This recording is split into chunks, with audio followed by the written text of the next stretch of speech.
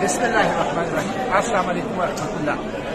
मैं अपने 150 साथियों के साथ उर्दन पहुंच चुका हूं और अल्हम्दुलिल्लाह 5-6 दिन इसराइल के बदनामी ज़माना नेगेव डेजर्ट जेल के अंदर रहने के बाद हमें रिहाई मिल चुकी है।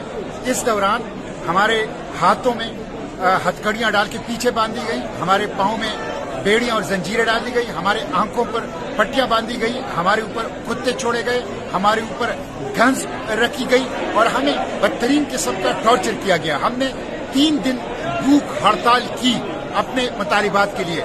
No access to air, no access to drinking water, no access to medication, no access to lawyer, किसी किस्म की चीज तक हमें रसाई नहीं थी। एक बदनामी जमाना जेल था, लेकिन अल्हम्दुलिल्लाह हम रिहा हो चुके हैं और फलस्तीन की आजादी की जिद्दोजहद जारी रहेगी। इस नाकाबंदी को हम तोड़ेंगे, बार बार इसके लिए जाएंगे, गज्जा को बचाने के लिए कोशिश करेंगे और जो जेनोसाइड के मुजरिम हैं उन मुजरिमों को कैफर किरदार तक पहुंचाएंगे इंशाअल्लाह।